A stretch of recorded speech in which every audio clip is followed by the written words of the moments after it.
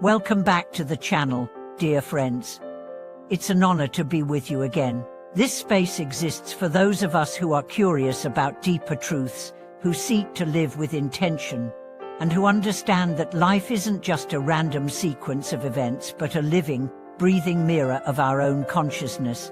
Today we are diving into a profound question that may challenge the way you view your responsibilities, your legacy, and even your role as a parent or guardian. Is karma just superstition, or is it the echo of your life choices? And even more importantly, how might your present decisions, your habits, emotions, and mindset be silently shaping the destiny of your children? If that question stirs something in you, it's short, because the ancient wisdom of karma isn't just about personal consequence. It's about energetic inheritance. Let's start with a powerful story. A young couple had a baby boy who, within a few months of birth, began showing signs of a rare blood disorder. The condition was genetic, chronic, and exhausting. Medical treatments could manage symptoms but not cure the root. The parents were devastated. They questioned everything: science, fate, even their own worth. Eventually, they sought spiritual guidance and found a humble master who told them, "Not every illness is punishment, but every illness is a message." He gently invited the father to reflect on his life, not just recent events, but the way he lived when no one was watching. Reluctantly, the father shared that for years he had run a publishing business that profited from obscene material. "I didn't believe it harmed anyone," he said. "It was just business."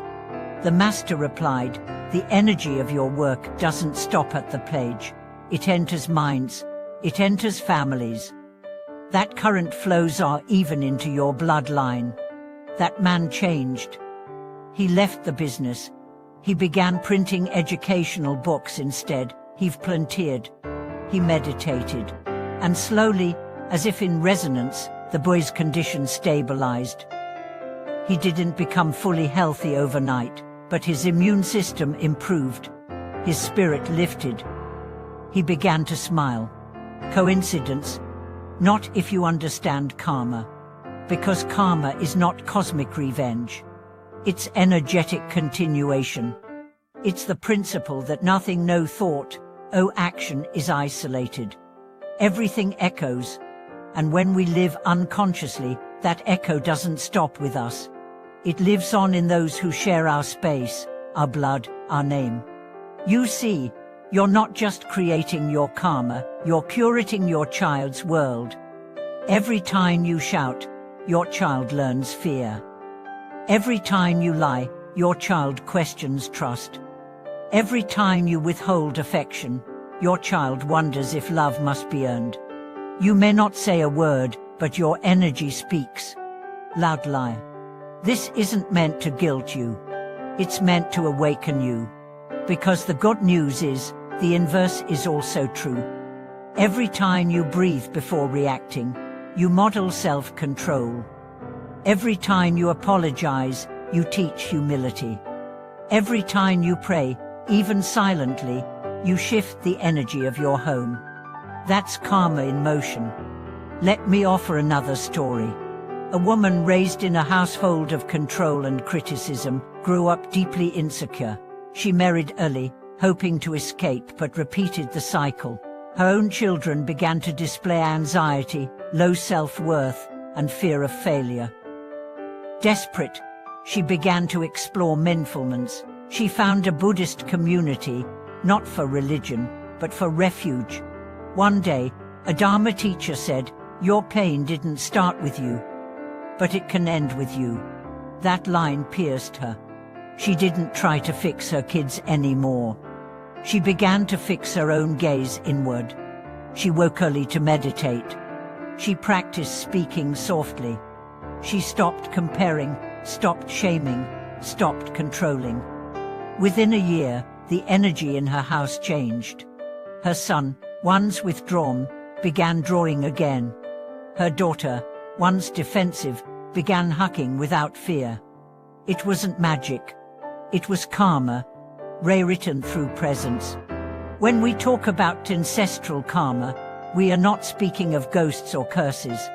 We are speaking of patterns, the way your grandfather dealt with anger, the way your mother handled shame, the way you were taught to love or not love. These patterns don't dissolve by accident. They dissolve through conscious interruption.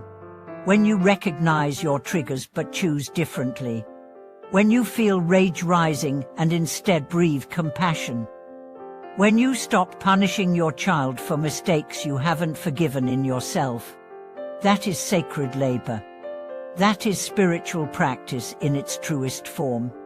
And yes, it changes the karmic stream. Not just for you, but for your descendants.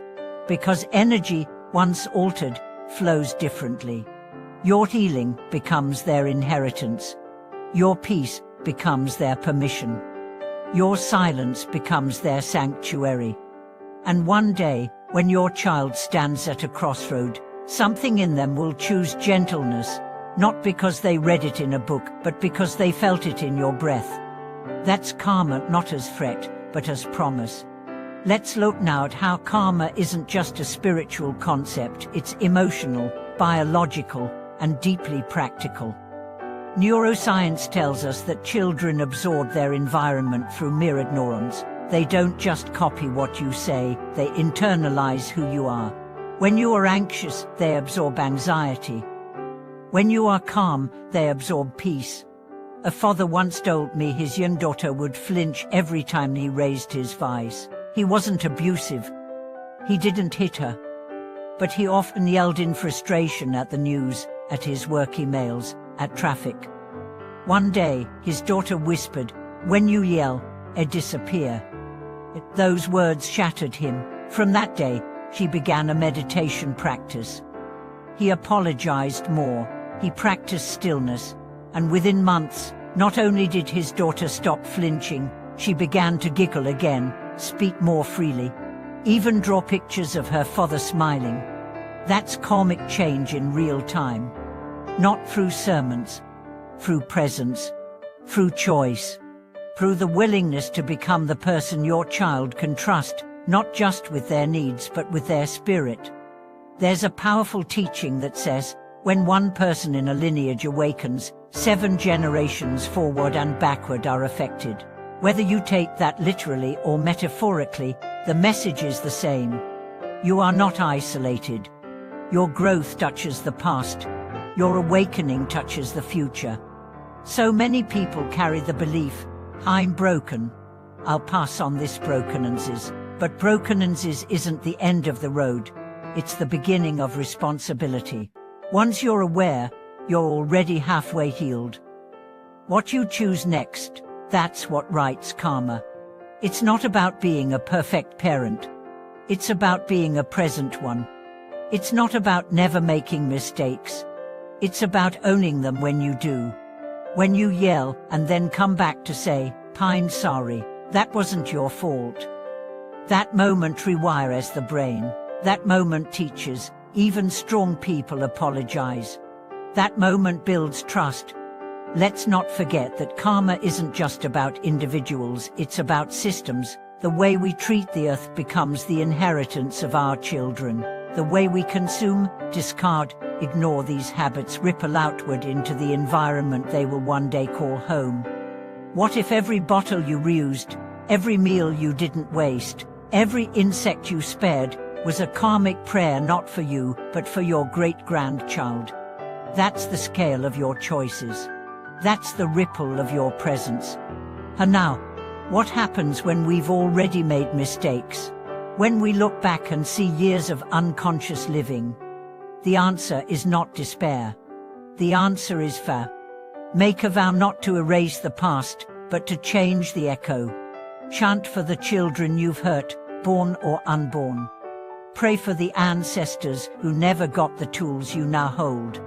Dedicate your meditation not just to your own liberation, but to the healing of your bloodline. You are not just healing yourself. You are healing a lineage.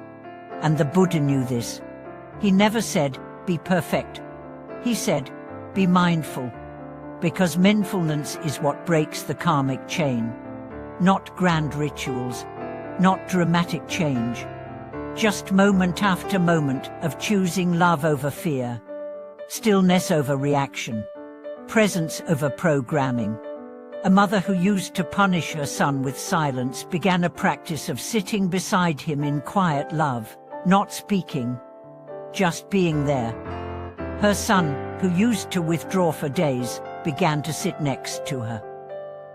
One evening, he reached for her hand. "I know you're trying," he said. "That's karma rewritten. That's a heart realigned. That's a family reborn. And you, dear listener, can do the same. Whether you have children or not, your energy touches someone. You influence someone. Your mood ripples into rooms. Your healing creates permission. So do not underestimate your power. And do not delay your vow. You are already shaping the future. Right now. Thank you for being here. Thank you for caring enough to reflect on these truths. If this message touched something in you, if it reminded you that your breath, your choice, your silence, and your presence all matter, please share your thoughts in the comments. If you haven't already, please subscribe, like this video, and share it with someone who might need the reminder. Karma is not punishment, it's participation. And we are all invited to participate consciously, lovingly, and with reverence. Thank you for watching this video.